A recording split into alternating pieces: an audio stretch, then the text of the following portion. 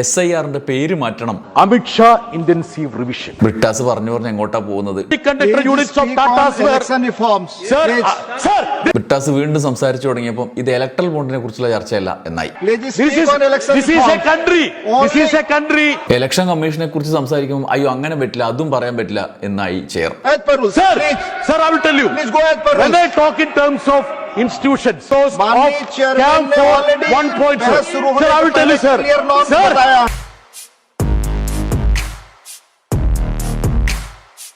നമസ്കാരം. Election reforms ചർച്ച പാർലമെന്റിൽ പൊടിപൊടിക്കുന്നത് നിങ്ങൾ ശ്രദ്ധിക്കുന്നുണ്ടാവും. അതിൽ ചില പ്രസംഗങ്ങൾ നമ്മൾ ന്യൂസ് ടോസിലൂടെ കേൾപ്പിച്ചതുമാണ്. രാജ്യസഭയിൽ ജോൺ ബ്രിട്ടാസ് നടത്തിയ പ്രസംഗമാണ് ഈ വീഡിയോയിൽ നമ്മൾ കേൾപ്പിക്കുന്നത്. ജോൺ ബ്രിട്ടാസിന്റെ പ്രസംഗത്തിന് ചില പ്രത്യേകതകൾ ഉണ്ടായിരുന്നു, ചില വ്യത്യസ്തതകൾ ഉണ്ടായിരുന്നു. അദ്ദേഹത്തിന്റെ പ്രസംഗത്തിൽ ഈ തെരഞ്ഞെടുപ്പ് സുതാര്യമാക്കേണ്ടതിനെക്കുറിച്ചും BJP-യുടെ അജണ്ടയെക്കുറിച്ചും ഇലക്ട്രൽ ബോണ്ട് വരെ നീളുന്ന സാഹചര്യത്തെക്കുറിച്ചുമൊക്കെ കടുത്ത വിമർശനങ്ങൾ ഉന്നയിക്കുമ്പോൾ തന്നെ തദ്ദേശ തെരഞ്ഞെടുപ്പിൽ കേരളത്തിൽ LDF-ന് കനത്ത തിരിച്ചടിയേറ്റ സാഹചര്യത്തിലേക്ക് കൂടി കടന്നു ചെല്ലുന്നു എന്നുള്ളതാണ് ഏറ്റവും വലിയ പ്രത്യേകത. ചെയർ കാര്യമായി തന്നെ വിലക്കുന്ന സാഹചര്യം ഉണ്ടായി. അപകടകരമായ ചില സൂചനകൾ, ചില പ്രയോഗങ്ങൾ അദ്ദേഹത്തിൻ്റെ രാഷ്ട്രീയ പ്രയോഗങ്ങളുടെ ഭാഗമായി BJP-ക്കെതിരെ വന്നു എന്നുള്ള ശ്രദ്ധേയമായ കാര്യമുണ്ട്. നമുക്ക് നേരിട്ട് പ്രസംഗത്തിലേക്ക് കടക്കാം. പ്രസംഗത്തിൻ്റെ തുടക്കത്തിൽ തന്നെ അദ്ദേഹം തൻ്റെ ഭാഷ, സംസാരിക്കാൻ ഉപയോഗിക്കുന്ന പ്രസംഗിക്കുന്ന ഭാഷയെക്കുറിച്ച് പറഞ്ഞുകൊണ്ടാണ് തുടങ്ങിയത്. Doctor John Brittas G will speak in Malayalam. It is Malayalam also, sir. Okay. രാജ്യസഭയുടെ ഡെപ്യൂട്ടി ചെയർമാൻ ഹരിവംശ് ആയിരുന്നു ചെയറിലുണ്ടായിരുന്നത്. ബ്രിട്ടാസിന്റെ പ്രസംഗത്തിന്റെ ആരംഭത്തിൽ തന്നെ SIR-ന്റെ പേര് മാറ്റണം എന്ന് പറഞ്ഞു കൊണ്ടാണ് അദ്ദേഹം തുടങ്ങിയത്. AIR എന്നാക്കണം, അമിത്ഷാ ഇന്റൻസീവ് റിവിഷൻ എന്നാക്കണം എന്നുള്ളതാണ്. SIR should be renamed as AIR. Amit Shah intensive revision. That should be the best way, sir. മുൻ തെരഞ്ഞെടുപ്പ് കമ്മീഷണർ പറഞ്ഞ 3 Mകളെ കുറിച്ചും അദ്ദേഹം വിശദീകരിച്ചു. I will quote the former chief election commissioner. आप जानते हैं नाम लेना प्लीज. दूसरे मेंबर्स He जो said सदन के so. सदस्य नहीं है. Sir, as per rules, please.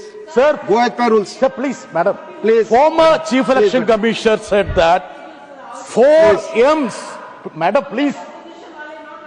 4 M's rule the roost. Money power, muscle power, misinformation, MCC violation. It was said by none other than the former chief election commissioner. 2014 മുതൽ BJP അധികാരത്തിലിരിക്കുന്നതിന്റെ തുടർച്ചയായി ഇന്ത്യയുടെ ജനാധിപത്യ ചരിത്രത്തിലെ ഏറ്റവും ഇരുണ്ട അധ്യായമായ ഇലക്ട്രൽ ബോണ്ടിനെ കുറിച്ച് ബ്രിട്ടാസ് വീണ്ടും പരാമർശിച്ചു. There was a ruling by the Delhi High Court which said that BJP should be convicted, punished for the violation of FCRA. That was in 2014. Both the parties were liable to be punished. Yes. The president of BJP should have been behind the bars. Collusion between Congress and BJP. Yes. They amended FCRA. Sir, the retrospective effect was 40 years from 1976. Can you believe? Sir, now I would say that in all earnestness, you amend FCRA again because rupee has gone bust. You get the money in dollar, otherwise you cannot run the machinery. Sir, the corporate collusion, that is something which I want to say that. My party has been firmly against electoral bonds. Yes. We said that this is polluting the election scene. Sir, I will tell you, electoral bond is the darkest unholy chapter in the history of Indian democracy. Electoral ബോണ്ടിൽ BJP-ക്ക് സംഭാവന നൽകിയ കമ്പനികൾ എത്രയാണ്? ആ കമ്പനികളിൽ എത്ര പേർക്കെതിരെ ED അടക്കമുള്ള കേന്ദ്ര ഏജൻസികളുടെ അന്വേഷണം ഉണ്ടായി? ആ അന്വേഷണത്തിന് പിന്നീട് എന്ത് സംഭവിച്ചു? Mega engineering. They gave 584 crores to BJP and they got orders worth 15,000 crore. Congress. Sir, Hetero Pharma, Yashoda, they were raided by ED and CBI. They turned out to be corporate crony donors of BJP. I will tell you, sir, amongst 30 companies which donated to BJP, 10 have been raided by ED and CBI. You will know that even the political adversary was not spared. The DLF, Robert Vadera, shelled out 170 crores to BJP. Is it not a shame and a sham, sir? You will understand. Brittas പറഞ്ഞു എങ്ങോട്ടാ പോകുന്നത്? Deputy ചെയർമാന് എങ്ങനെ വിലക്കാതിരിക്കാനാവും? ഹരിവംശ് അപ്പം തന്നെ ഇടപെട്ടു. Election reforms. Sir, this is only on the record. Sir, my time is going, sir. Sir, Sir, please understand, 758 crores were given by Tatas to BJP. And I don't expect any action. Only on record. Please. My time is going. Please pause it, sir. Please. Sir, Election reforms. now I will tell you, in Northeast, the big money, how it is playing havoc in politics. That's what I'm saying. Northeast, 55% of the donations were received against the government tender. Brittas വീണ്ടും സംസാരിച്ചു തുടങ്ങിയപ്പോൾ ഇത് electoral ബോണ്ടിനെ കുറിച്ചുള്ള ചർച്ചയല്ല എന്നായി. This is a country. This is a country where the finance minister of this country had to resign because of Camp 1.0. Sir, I will tell you, sir. Sir, the institutions are important. Election കമ്മീഷനെ കുറിച്ച് സംസാരിക്കുമ്പോൾ അയ്യോ അങ്ങനെ പറ്റില്ല, അതും പറയാൻ പറ്റില്ല എന്നായി chair. When we talk in terms of election commission, other institutions It's like election reforms. media also is important. Election reforms. Sir, why are you not allowing, sir? I am allowing. Sir, I will keep that go, sir. As per rules. Sir, I will tell you. Please go as per rules. When I talk in terms of institutions, not only election commission. തെരഞ്ഞെടുപ്പ് കമ്മീഷനെ കുറിച്ച് പറയാതെ എന്ത് തെരഞ്ഞെടുപ്പ് റിഫോംസിനെ കുറിച്ചാണ് സംസാരിക്കുക? അദ്ദേഹം തെരഞ്ഞെടുപ്പ് കമ്മീഷനെ തെരഞ്ഞെടുക്കുന്നതിനടക്കമുള്ള സമിതികളിൽ നിന്ന് ചീഫ് ജസ്റ്റിസ് അടക്കമുള്ള സുപ്രധാന പ്രാതിനിധ്യങ്ങൾ ഇല്ലാതായത് എങ്ങനെ എന്ന് ചോദിച്ചു. There was a question why chief justice was not included in the appointment committee, and the government said that normally chief justice is not in the committee. Sir, is it not a fact that Supreme Court said? Is it not a fact that L.K. Advani ji wrote a letter to Manmohan Singh ji, include Chief Justice?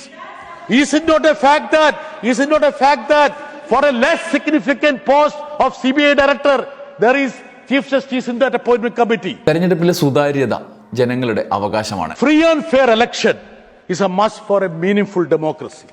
And if you want to have a free and fair election, you must have an independent election commission, sir. That's why we have been always telling that we need to have an independent election commission, and that is absolutely required, sir. ഇനി അങ്ങോട്ട് തദ്ദേശ തെരഞ്ഞെടുപ്പ് സാഹചര്യത്തെക്കുറിച്ചായി ബ്രിട്ടാസ്, അതും മലയാളത്തിൽ കൂടി ഉൾപ്പെടുത്തിക്കൊണ്ടുള്ള പ്രസംഗം.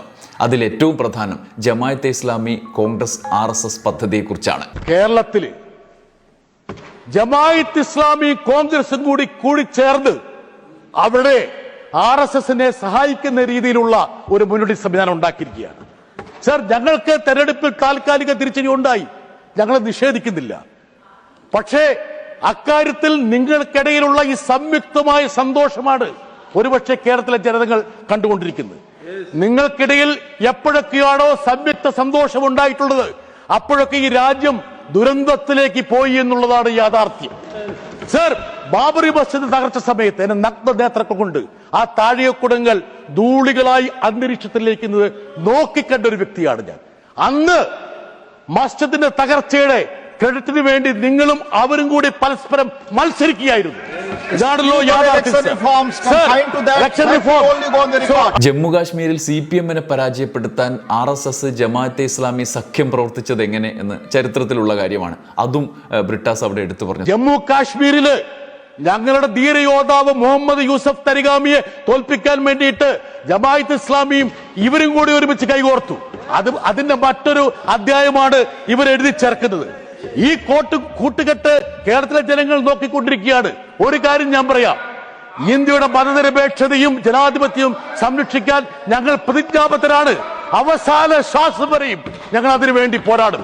അതിനാരുടെയും certificate ഞങ്ങൾക്ക് ആവശ്യമില്ല എന്ന് പറയട്ടെ. KC വേണുഗോപാൽ ലോക്സഭയിലേക്ക് മത്സരിക്കാൻ ആലപ്പുഴയിലേക്ക് വരുമ്പോൾ അവിടെ രാജസ്ഥാനിൽ രാജിവെച്ച സീറ്റിൽ BJPയെ വിജയിപ്പിച്ചതും BJP മന്ത്രിയായി മാറിയതും ആ പ്രതിനിധി മന്ത്രിയായി മാറിയതും ഏറ്റവും ഒടുവിൽ തിരുവനന്തപുരം കോർപ്പറേഷനിൽ BJPക്കുണ്ടായ മുന്നേറ്റത്തിൽ കോൺഗ്രസിന്റെ പ്രവർത്തക സമിതി അംഗം ശശി തരൂർ മുതൽ നരേന്ദ്രമോദി വരെ ഒരുപോലെ ആഹ്ലാദം പ്രകടിപ്പിക്കുന്നതും കൂടി ബ്രിട്ടാസ് പറഞ്ഞു. When the Congress leader relinquishes his post and give that Rajya Sabha term to a BJP member to make him a minister here, don't you think the mandate is in question?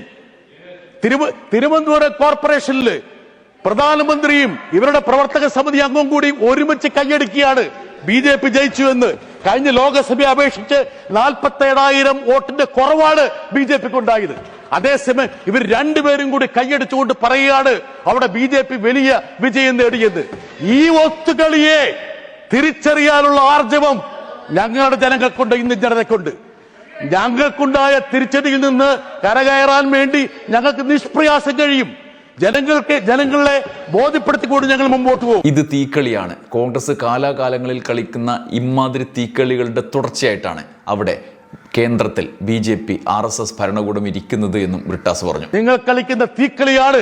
നിങ്ങളുടെ ഈ തീക്കളി കൊണ്ടാണ് ഇന്ത്യയിൽ ഈ വർഗീയതയുടെ രഥം ഉരുണ്ടത്. നിങ്ങൾ കാണിച്ച പിടിപ്പുകോട് കൊണ്ടാണ് ഇവർ ഭരണപക്ഷത്തിൽ നിൽക്കുന്നത്. കേരളത്തിലെ ജനങ്ങളുടെ നെഞ്ചിനുമേൽ ബുൾഡോസർ കയറാതിരിക്കുന്നതിന്റെ കാരണം ഇടതുപക്ഷം അവിടെ പടച്ചട്ടയായിരിക്കുന്നതുകൊണ്ടാണ് സർ. കേരളത്തിൽ ഇന്നും മതനിരപേക്ഷതയും ജനാധിപത്യവും സംരക്ഷിക്കപ്പെടുന്നതിന്റെ കാരണം ഇടതുപക്ഷം എന്നുള്ള ആ ഒരു കോട്ടയാണ് സർ. ആ കോട്ട സംരക്ഷിക്കാൻ ഞങ്ങൾ പ്രതിജ്ഞാബദ്ധരാണ്. ആത്യന്തികമായി ഈ രാജ്യത്ത് സുതാര്യമായ തെരഞ്ഞെടുപ്പ് വേണം. It would be 200 times that of Kerala, the election expenditure. And this is spreading like a virus. What we have to do?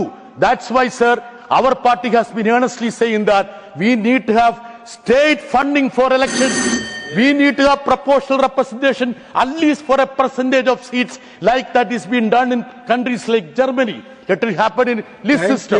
So, തുടർച്ചയായ തടസ്സപ്പെടുത്തലുകളിൽ ചെയർ മുതൽ ഭരണകക്ഷിയും കോൺഗ്രസ് അംഗങ്ങളും വരെ ബ്രിട്ടാസിനെതിരെ രാജ്യസഭയിൽ തിരിഞ്ഞു. അത് അസാധാരണമാണ്. കാരണം CPM നേരിടുന്ന നിലവിലെ ദേശീയ തലത്തിൽ ഒരു നിലപാട് സ്വീകരിക്കുമ്പോൾ തന്നെ കേന്ദ്രത്തിൽ അതിനെയൊക്കെ മറികടക്കും വിധത്തിലുള്ള കൂട്ടുകെട്ടുകൾ രൂപപ്പെടുന്ന സാഹചര്യം, കാശ്മീർ മുതൽ കേരളത്തിൽ വരെ ജമാഅത്തെ ഇസ്ലാമിയെയും വെൽഫെയർ പാർട്ടിയും നേരിടേണ്ടി വരുന്ന സാഹചര്യം, ഇതിനിടയിൽ CPM-ന് BJP-ക്കെതിരെ രാജ്യസഭയിലടക്കം നിലപാടെടുക്കേണ്ട സാഹചര്യം, അവിടെ കോൺഗ്രസ് ഉയർത്തുന്ന മുദ്രാവാക്യത്തിന് അവർ ഉൾപ്പെട്ട മുന്നണിക്കൊപ്പം നിൽക്കേണ്ട സാഹചര്യം, ഇതിനിടയിൽ എങ്ങനെയാണ് CPM മുന്നോട്ട് പോകുന്നത് എന്നുള്ളതിൻ്റെ ഏറ്റവും പ്രധാനപ്പെട്ട ഉദാഹരണമാണ് ഇന്നത്തെ ഈ ബ്രിട്ടാസ് നടത്തിയ പ്രസംഗം. ആ പ്രസംഗത്തിനെതിരായ നീക്കങ്ങളും ഈ സാഹചര്യം വ്യക്തമാക്കുന്നതാണ്. ഇനി അങ്ങോട്ട് ഒരുപക്ഷെ കേരളത്തിലെ തെരഞ്ഞെടുപ്പ് സാഹചര്യത്തെ കൂടി പ്രതിഫലിപ്പിക്കും വിധത്തിലായിരിക്കും രാജ്യസഭയിലും ലോക്സഭയിലും CPM-ൻ്റെ നിലപാടുകൾ എന്നുള്ള ശ്രദ്ധേയമായൊരു സൂചന കൂടി ബ്രിട്ടാസിൻ്റെ പ്രസംഗത്തിലുണ്ട്. നന്ദി, നമസ്കാരം.